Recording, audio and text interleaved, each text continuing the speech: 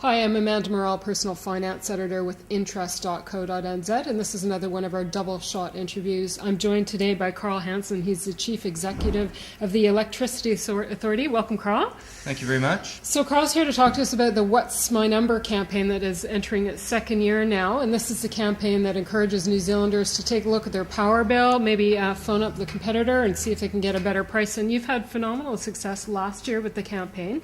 How many people actually switched over, and how much did they save as a result last year? Well, we did have phenomenal success. We had set a target of 50,000 people to go to our What's My Number website and to have that in the first 3 months, and in fact we achieved that in the first 3 days. We also had, over the period of time that we ran the TV campaign, we had a 28% increase in switching. I can't give you the precise numbers, I don't recall them, but a 28% increase in switching on compared to the same period last year. But the primary focus is really, as you indicated, is really about increasing competition and increasing consumer willingness to switch when they see value.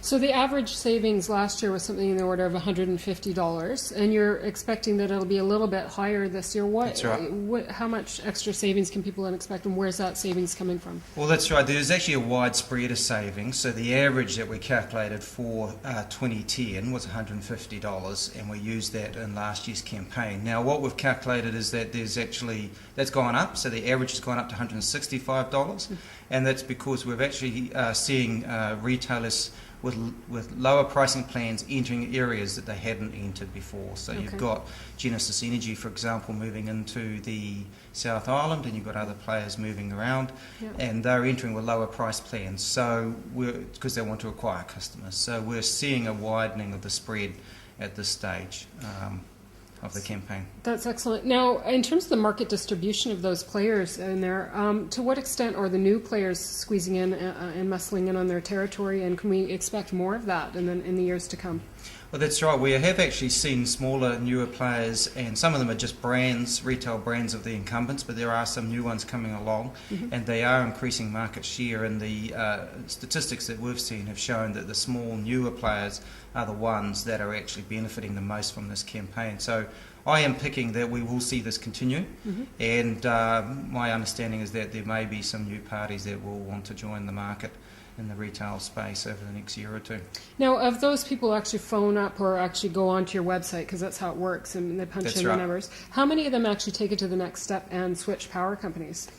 We're seeing something like about 400,000 people went onto our What's My Number website in the first 7 months, and we saw quite a large proportion that went to Power Switch, click through onto that website. In terms of actually initiating a switch, I think we saw that jump from about 8,500 that Power Switch had through to, if my memory's right, it was through to around about, I think it was 25,000.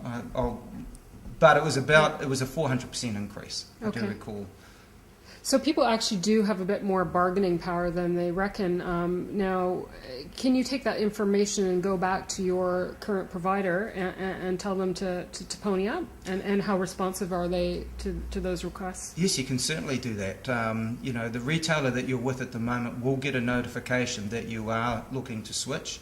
If you choose an alternative retailer, then the new retailer has to communicate through the central registry system with the incumbent retailer, so they will know, and they may well call you, but certainly nothing to stop you calling up your existing retailer and seeing if they can do a better deal for you. Well, how far can they move? I mean, people are sort of under the notion that they have, it's kind of like shopping around for a mortgage, that you're bound to that interest rate that's posted on the board, but can they move considerably down from those rates if you push them?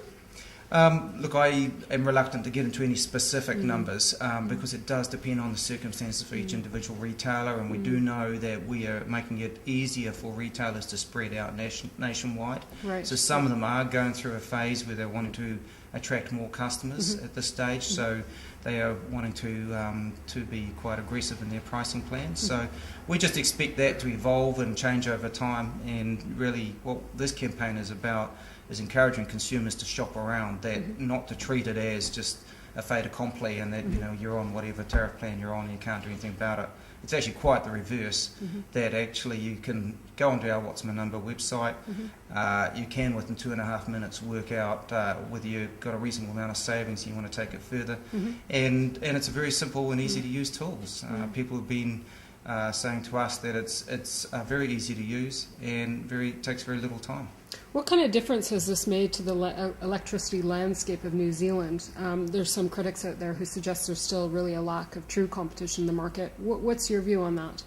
Well, our view is that it's actually becoming a very competitive market over time. So back in 2004, the market in various different regions of the country had quite dominant retailers, and we have statistics in our publication that's coming out shortly that show that it's been quite a radical change in the market structure between 2004 and the end of 2011. So we do think that maybe there is room for people to update their knowledge on that. For perceptions to catch up with reality, that it's a much more competitive market. And I think people are noticing that.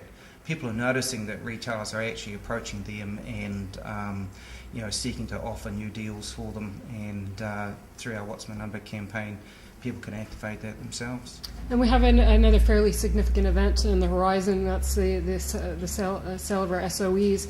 Potentially, how might that affect consumers? Because there's some dispute there as to whether they'll benefit at the end of the day or the shareholders will. So, what's any forecast there? Well, no, we're not wanting to forecast. The Electricity Authority's role is to be the regulator for the sector, and so the ownership structure issues are actually outside of our mandate.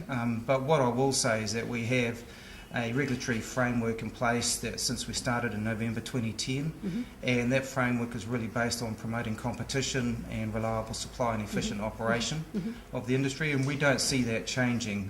We have that mandate to pursue those three elements of the regulatory framework regardless of the ownership. And what a lot of people maybe not be aware of is that actually 25% of the electricity suppliers are currently privately owned entirely.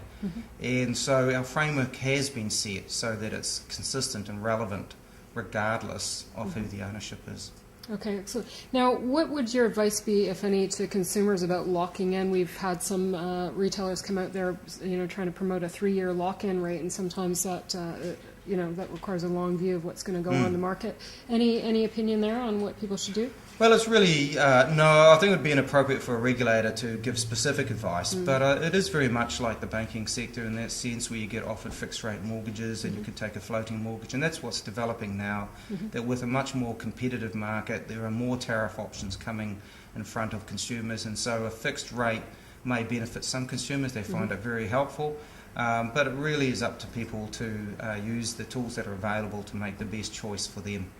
And different tariff plans will suit different people. Okay, and in terms of some of that fine print detail about break fees and renewal fees and that kind of stuff, any advice for consumers there? Well, on that front, the way I view it is that some retailers will offer inducements for consumers to join them, and some retailers may well want to try and make it harder for consumers to leave them, and that's all part of the competitive marketplace, the competitive dynamics, and the market will play out, and we'll see which kind of business model is going to be the most successful. But I think the main thing, as long as consumers are made aware of the full set of fees, the full set of charges that they incur of being with a retailer, then they can make the best choice, and that's our focus. Okay, well, I know I'm bracing for a bit of a bill shock with winter ahead, so I'll be looking closely at my own rates. Thank you very much, Carl Hansen, for joining us. I'm Amanda Morrall, Personal Finance Editor with Interest.co.in, and this has been another one of our Double Shot interviews.